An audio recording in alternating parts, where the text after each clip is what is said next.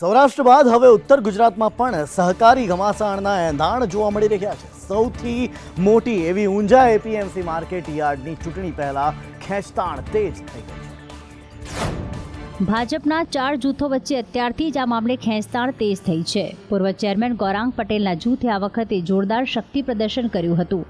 પિતા નારાયણ પટેલના 87માં જન્મદિવસે આ શક્તિ પ્રદર્શન કર્યું હતું, જેમાં પુરુષોત્તમ રૂપાલા, નીતિન પટેલ સહિતના આગેવાનો હાજર રહ્યા હતા।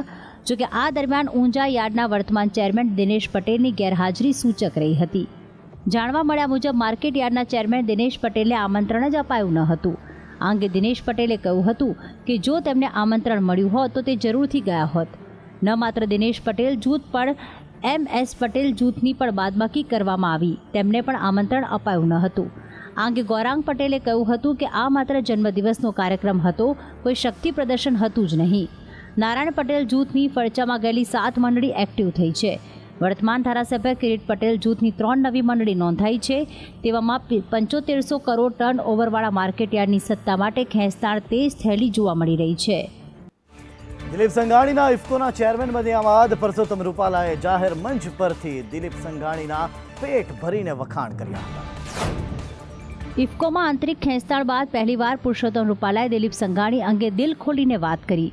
ઊંઝા ખાતેના એક કાર્યક્રમમાં બોલવા માટે ઊભા થયેલા પુરુષોત્તમ રૂપાલાએ કહ્યું કે ઇફકો દેશની મોટી સહકારી સંસ્થા છે અને આ સંસ્થાના ચેરમેન દિલીપભાઈના બનવા બદલ મને ઘણી ખુશી થઈ રહી છે। તેમણે આ વાત એટલા માટે કરી કારણ કે આ પહેલાં ક્યારેય કોઈ ગુજરાતી ઇફકોના ચેરમેન બન્યા નથી, જેથી પોતાની વાત કરતા પુરુષોત્તમ રૂપાલાએ જયેશ રાદડિયાને ડિરેક્ટર બનવા બદલ અને દિલીપ સંઘાણીને ચેરમેન બનવા બદલ અભિનંદન આપ્યા હતા। ઇફકો એ આપણી સહકારી સંસ્થા છે, દેશની સૌથી મોટી સહકારી સંસ્થા છે। એના માધ્યમથી મારે તો અહીંયા કહેવું જોઈએ કે અમારા દિલીપભાઈ બીજી વખત એના ચેરમેન બન્યા છે, એટલે આપણા ગુજરાતના ચેરમેને પહેલી વખત દિલીપભાઈ બન્યા છે। ત્યાર સુધી કોઈ આપણા ગુજરાતના ચેરમેન નહોતા અને બીજી વખત એ બન્યા છે। એવા સંજોગોમાં આ બધી ખૂબ ખુશી થવા જેવી સહકારી ક્ષેત્રની આ પણ એક નોંધ લેવા જેવી બાબત હતી। ક્ષત્રિય આંદોલનના મહિલા આગેવાન એવા પદ્મિનીબા વાળાએ ફરી એક વખત સંકલન સમિતિ પર પ્રશ્ન ઉઠાવતા નિશાન અને કહ્યું, મારું આંદોલન નિષ્ફળ રહ્યું અને અમે પરસોત્તમ રૂપાલાને માફ કરી દઈએ છીએ। કે જે કરણસિંહ ચાવડાભાઈ કહી રહ્યા છે, જે એને ડિસિઝન લીધું છે એ કઈ રીતે ડિસિઝન લીધું છે અને કોના કહેવાથી ડિસિઝન લીધું છે એ અમે જાણવા માંગીએ છીએ।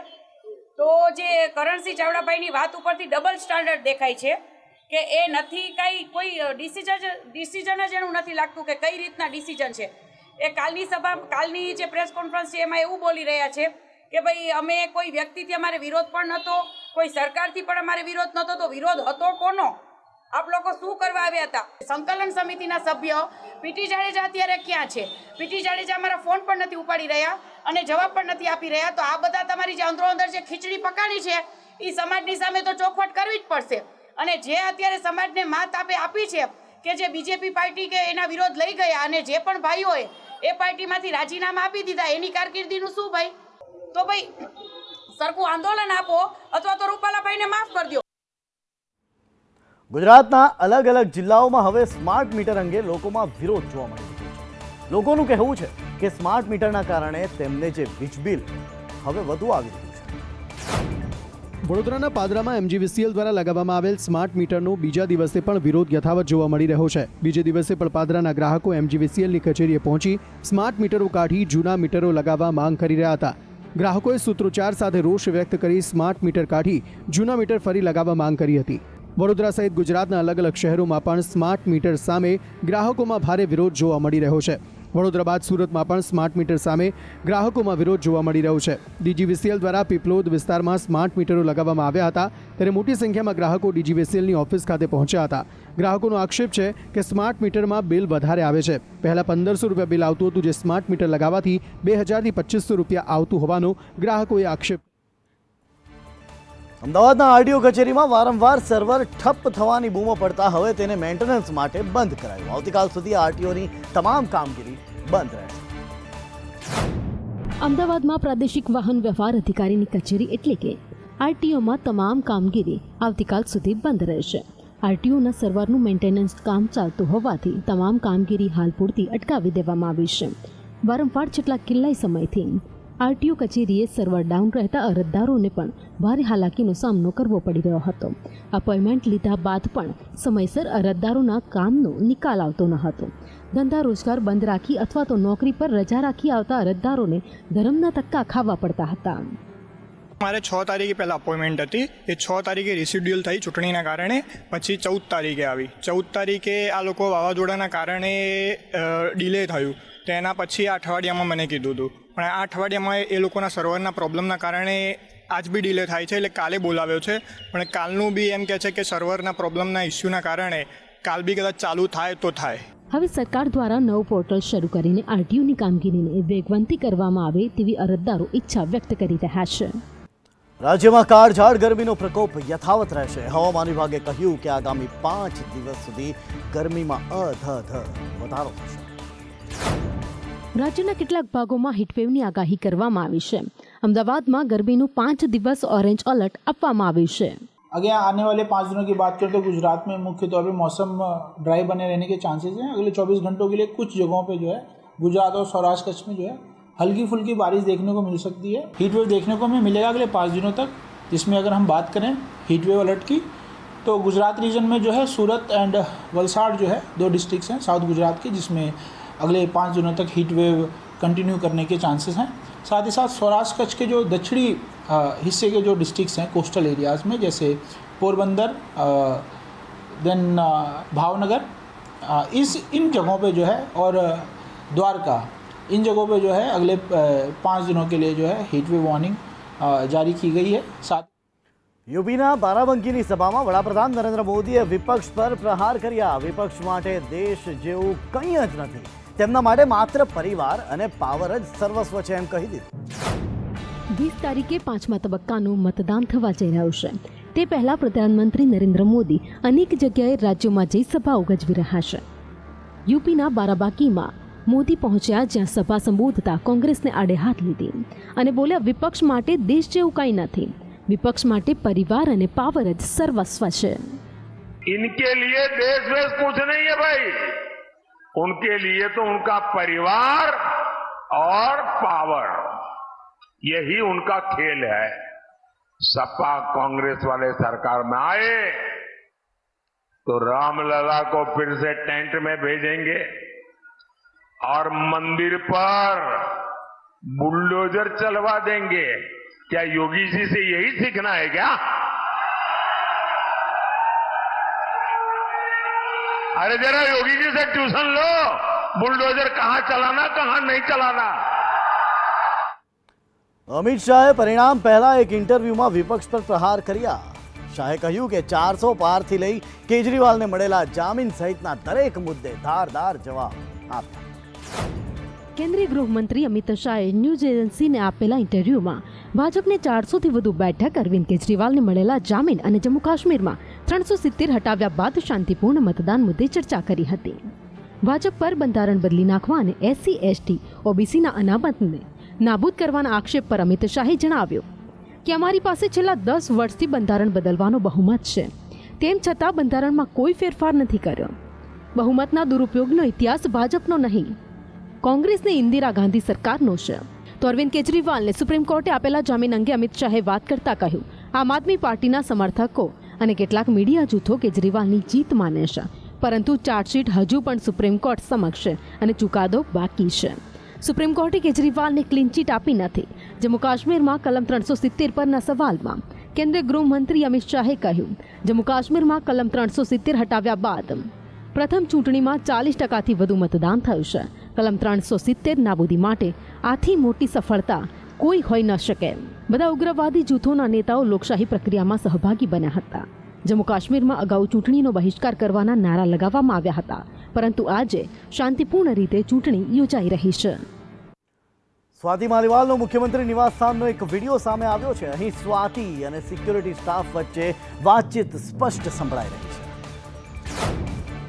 સ્વાતિ માલીવાલનો આ વિડીયો 13 મેનો અને દિલ્હીના મુખ્યમંત્રી નિવાસસ્થાનનું હોવાનું સામે આવ્યું છે. જોકે સંદેશ ન્યૂઝ આ વિડીયોની પુષ્ટિ નથી કરતું. આ વિડીયોમાં સિક્યુરિટી સ્ટાફ અને સ્વાતિ વચ્ચે વાતચીત થતી જોવા મળી રહી છે. I will do it. आज मैं इन लोगों को सबको बताऊं. हाँ बता देना, वो आपका हेड है. आप मेरे को डीसीपी से बात करेंगे अभी के अभी करा रहे हैं. आप आइए. आप आइए ना. नहीं, मैं एसएचओ सिविल लाइन से बात करूंगी पहले. नहीं हम यहाँ नहीं कर सकते. नहीं, अब यही होगा और जो करना है करो. और तुम्हारी भी नौकरी खाऊंगी अगर मेरे को टच करो. तो तभी तो कह रहे हैं हाँ, तो इसलिए कह रही हूँ ना. हम बड़ी रिक्वेस्ट कर रहे हैं. मैंने अभी 112 पे कॉल कर दी है. लेट द पुलिस का, उसके बाद मैं बात करूँ. तो पुलिस भी तो बाहर ही आएगी, वो यहाँ तक नहीं आएगी ना. नहीं, कुछ नहीं होता, अब अंदर ही आएगी. जो होगा please come with me. Madam बाहर चलो. उठा के फेंक ना. उठा के फेंक. हम रिक्वेस्ट कर रहे हैं आपसे. हम तो रिक्वेस्ट कर रहे हैं. आज फेंक दो. आज आप पढ़े लिखे लोग हैं. हम आपके साथ ऐसा थोड़ा ये गंजा साला. प्लीज आप मैडम नहीं, आप ऐसा ना बोलें. Just because you are CCTV camera. આપ સાંસદ સ્વાતિ માલીવાલે પોતાની સાથે થયેલી ગેરવર્તણૂકના કેસમાં પોલીસ ફરિયાદ નોંધાવી દીધી છે.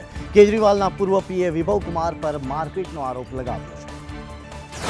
દિલ્હીના મુખ્યમંત્રી અરવિંદ કેજરીવાલના ઘરે આપ સાંસદ સ્વાતિ માલીવાલ પર હુમલાના કેસમાં પોલીસે ફરિયાદ દાખલ કરી છે. દિલ્હી પોલીસની 2 સભ્યોની ટીમે માલીવાલનું તેમના નિવાસસ્થાને નિવેદન નોંધ્યું. આ કેસમાં એફઆઈઆર નોંધવામાં આવી છે, જેમાં આરોપી તરીકે કેજરીવાલના પૂર્વ પીએ વિભવ કુમારના નામનો ઉલ્લેખ છે. સ્વાતિ માલીવાલનો આરોપ છે કે કેજરીવાલના અંગત સ્ટાફના સભ્ય વિભવ કુમારે મુખ્યમંત્રીના નિવાસસ્થાને તેની સાથે ગેરવર્તણૂક કરી હતી. આપ સાંસદ સ્વાતિ માલીવાલે દિલ્હી પોલીસને લેખિત ફરિયાદ કરી છે, જેમાં સ્વાતિએ કહ્યું કે વિભવે મને થપ્પડ તેમજ લાત મારી હતી. દિલ્હી પોલીસે વિભવ કુમાર વિરુદ્ધ એફઆઈઆર નોંધી છે. ચારધામ યાત્રામાં 31 મે સુધી વીઆઈપી દર્શન પર રોક લગાવવામાં આવી છે. શ્રદ્ધાળુઓના વધતા ધસારાને જોતા તંત્રએ આ નિર્ણય લીધો તો સાથે જ મંદિરના 50 મીટરના વિસ્તારમાં વિડીયોગ્રાફી પણ હવે નહીં કરી શકે. ચારધામની યાત્રાએ જતા ભાવિકો હવે મંદિર પરિસરમાં નહીં કરી શકે વિડીયોગ્રાફી. ઉત્તરાખંડના મુખ્ય સચિવે ચારધામના મંદિર પરિસરની 50 મીટરની અંદર વિડીયોગ્રાફી કરવા કે રીલ બનાવવા પર પ્રતિબંધ મૂકવાનો આદેશ કર્યો છે. આ સિવાય શ્રદ્ધાળુઓની ભારે ભીડને જોતા વીઆઈપી દર્શન પરનો પ્રતિબંધ 31 મે સુધી લંબાવ્યો છે. મંદિર પરિસરના 50 મીટરની અંદર સોશિયલ મીડિયા માટે રીલ બનાવવા અથવા તો વિડીયોગ્રાફી કરવા પર સંપૂર્ણ પ્રતિબંધ લગાવી દેવાયો છે. જોકે મુસાફરી દરમિયાન મોબાઈલ ફોન લઈ જવા પર કોઈ પ્રતિબંધ નથી. આ સિવાય ચારધામ યાત્રામાં યાત્રાળુઓની ભારે ભીડને જોતા વીઆઈપી દર્શન પરનો પ્રતિબંધ 31 મે સુધી લંબાવ્યો છે. પ્રખ્યાત યાત્રાધામ વૈષ્ણોદેવી મંદિરમાં હવે ભક્તોને પ્રસાદ તરીકે છોડ આપવામાં આવશે. કટરા પાસે એક હાઈટેક આઉટલેટનું આયોજન પણ કરવામાં આવ્યું છે. જમ્મુ અને કાશ્મીરના કટરામાં ત્રિકુટા પહાડીઓ પર સ્થિત માતા વૈષ્ણોદેવી મંદિર ભારતમાં સૌથી વધુ મુલાકાત લેવાયેલ હિન્દુ યાત્રાધામોમાંનું એક છે. આ મંદિરના દર્શન કરવા અને માતા વૈષ્ણોદેવીના આશીર્વાદ લેવા માટે વિશ્વભરમાંથી ભક્તો આવે છે. આ મંદિર સૌથી મહત્વપૂર્ણ શક્તિપીઠમાંનું એક પણ માનવામાં આવે છે. એવું માનવામાં આવે છે કે અહીં દેવી સતીની ખોપરીનો ભાગ પડ્યો હતો. અહીં દર વર્ષે લાખો સંખ્યામાં ભક્તો દર્શને આવે છે. ત્યારે વૈષ્ણવદેવી શ્રાઇન બોર્ડ દ્વારા ભક્તો માટે એક મહત્વપૂર્ણ નિર્ણય કરવામાં આવ્યો છે.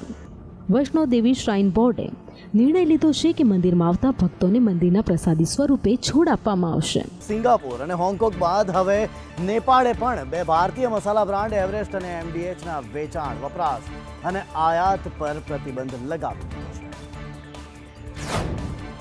નેપાળના ખાદ્ય પ્રૌદ્યોગિકી અને ગુણવત્તા નિયંત્રણ વિભાગે આ મસાલામાં જંતુનાશક ઇથિલિન ઓક્સાઇડ હોવાની આશંકા વચ્ચે આ નિર્ણય લીધો છે. આ મસાલામાં ઇથિનિલ ઓક્સાઇડની તપાસ શરૂ કરવામાં આવી છે.